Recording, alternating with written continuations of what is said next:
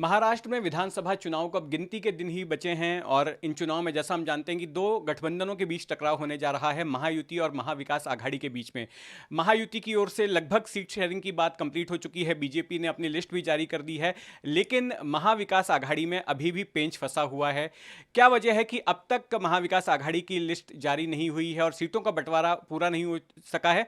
हमारे साथ मौजूद हैं शिवसेना के सांसद, शिवसेना उद्धव बाला साहब ठाकरे पार्टी के सांसद संजय राउत जी।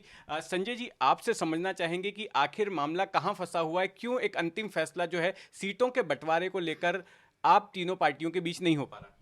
देखिए, जहाँ 3 या 4 से ज़्यादा पार्टियों की अघाड़ी, फ्रंट, अलायंस होता है, तब ये बातें हमेशा होती है कि जैसे महाराष्ट्र में ये हुआ, ऐसा नहीं, हरियाणा भी हुआ है, बिहार में होता रहेगा, यूपी में होता रहेगा।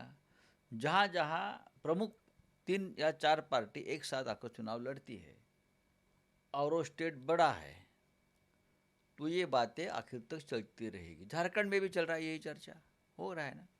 ये महाराष्ट्र में हमने सरकार चलाई है उद्धव जी के नेतृत्व में।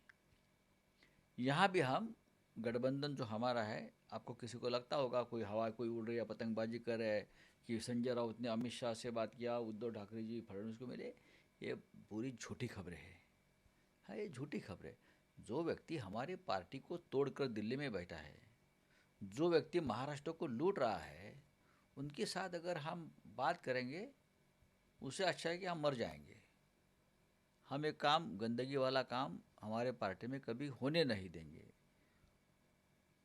बातें 3 पार्टी में चल रही, 200 से भी ज़्यादा सीटों का बंटवारा हो चुका है, आपको बता रहा हूँ। अब 10-12 सीट आखिर में रहती है।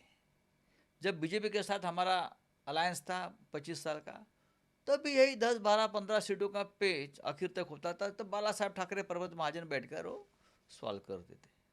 आपकी पार्टी कितनी सीटों पर चुनाव लड़ेगी? देखिए, ऐसी 200 288 सीट है, कितने लड़ सकते हैं? 3 पार्टी है, और भी छोटे छोटे हमारे मित्र है, समाजवादी पार्टी है, शेतकरी कामगार पार्टी है, CPI, CPIM वगैरह ऐसे पार्टी है, कम्युनिस्ट। सबको कुछ ना कुछ तो हमको शामिल करना पड़ेगा ना। जो खबरें हम देख रहे हैं उसमें से कांग्रेस की तरफ से ऐसा आरोप लगाया जा रहा है कि शिवसेना उन्हीं सीटों पर जो है दबाव बना रही है, मांग कर रही है, जो सीटें कांग्रेस के पास हैं, जबकि जो शरद पवार जी की राष्ट्रवादी पार्टी के पास जो सीटें हैं उनको नहीं मांग रही है। नहीं नहीं, गलत है। मैंने तो ये बात कभी कांग्रेस के नेताओं से मुंह से ना सुनी है ना पढ़ी है। या हवा हवाई चल रहा है, चलने दो। ऐसा कोई किसी का सीट मांगता नहीं, सीट किसी की नहीं होती। सीट जो होती है पार्टी के कार्यकर्ताओं की होती है। हाँ, सबको लगता है मेरी ताकत इस इलाके में ज़्यादा है, मुझे सीट में। विदर्भ में कांग्रेस को अपर हैंड रहना चाहिए, उस बारे में कोई दो राय नहीं। विदर्भ में कांग्रेस पार्टी हमसे ज़्यादा मजबूत है, हमेशा विदर्भ कांग्रेस का गढ़ भी रहा है। ठीक है, 2009-2014 में बीजेपी को वहाँ मोदी लहर में ज़्यादा सीटें मिली, लेकिन मैं ये कहूँगा, लेकिन कभी विदर्भ में हमारे भी 4-4, 5-5 सांसद रहे हैं ना। आज भी हमारे सांसद हैं, हमने चुनाव लड़े हैं। हमारी सिटिंग सीट रामटेक लोकसभा, वो हमने कांग्रेस को दी है। अमरावती सीट हमने कांग्रेस को दी। तो हम अपेक्षा करते हैं कि वो लोकसभा क्षेत्र में हमको विधानसभा के 1-1, 2-2 सीटें मिले, जो पार्टी का हमारा रिप्रेजेंटेशन वहाँ रहे। उसमें गलत क्या है?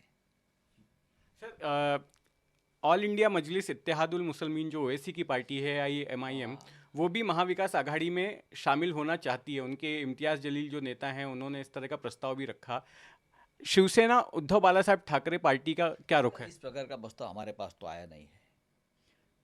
किसके पास उनका प्रस्ताव है, मेरे पास जानकारी नहीं है। अगर जानकारी नहीं है तो मैं बात नहीं करूँगा। वंचित बहुजन आघाड़ी पिछली बार लोकसभा में भी साथ में नहीं आई थी और विधानसभा में भी साथ में नहीं। आपको लगता है कि इनके बाहर रहने से जो है नहीं, कुछ प्रकाश नुकसान? आंबेडकर जी हमेशा बीजेपी के साथ रहे हैं, डायरेक्ट इनडायरेक्ट। वंचित बहुजन आघाड़ी, अगर डॉक्टर आंबेडकर की विचारधारा ये लोग मानते हैं, तो हमारे साथ रहने चाहिए, बीजेपी को मदद नहीं होनी चाहिए। लेकिन हमेशा हमने देखा है कि जो हमारी विचारधारा है, वो संविधान बचाने की विचारधारा है। अंबेडकर के जो वंशज है उनको ये समझना चाहिए, लेकिन हमेशा बीजेपी को या आरएसएस को किस प्रकार से मदद हो सकती है, इस प्रकार के कदम ये लोग उठाते हैं। फिर भी लोकसभा में हमारी वंचित जनता ने, अंबेडकर प्रेमी जनता ने हमको वोट किया है और विधानसभा में भी करेंगे। राउत साहब, एक आखिरी सवाल। 2019 में रोज सुबह सुबह आपके घर के बाहर जब प्रेस कॉन्फ्रेंस होती थी तो आप अक्सर ये कहते थे, जब आपसे पूछा जाता था कि मुख्यमंत्री किसका होगा, तो आपका बयान आता था मुख्यमंत्री तो शिवसेना का ही होगा। 2024 में 5 साल बाद मैं फिर आपसे सवाल पूछता हूँ कि मुख्यमंत्री किसका होगा? उसका जो आपको जो जवाब चाहिए वो मैं नतीजे आने के बाद ज़रूर दे दूंगा। जिस दिन नतीजे आने शुरू हो गए 1 घंटे में आपको जवाब दे दूंगा कि मुख्यमंत्री कौन बनने जा रहा है। जरूर इस बार आप नहीं कहेंगे मुख्यमंत्री शिवसेना का ही होगा? अभी तक चुनाव नहीं हुआ है ना। चुनाव होने तो हमारी लड़ाई तो शिवसेना को मुख्यमंत्री बनाने की जरूर रहेगी। लोग चाहते हैं कि उद्धव ठाकरे फिर एक बार मुख्यमंत्री बने। लोग उनके ऊपर बहुत प्यार करते हैं, भरोसा रखते हैं। लेकिन क्या आप इस फॉर्मूले को मानने को तैयार होंगे, जैसे शरद पवार जी की भी तरफ से सजेस्ट किया गया था कि जिसके ज़्यादा विधायक होंगे उसी का मुख्यमंत्री होगा? मैंने क्या कहा कि जिस दिन नतीजे आने शुरू हो गए पहले घंटे में बताऊंगा मुख्यमंत्री किसका होगा। धन्यवाद राउत साहब। जितेंद्र दीक्षित, एनडीटीवी, मुंबई।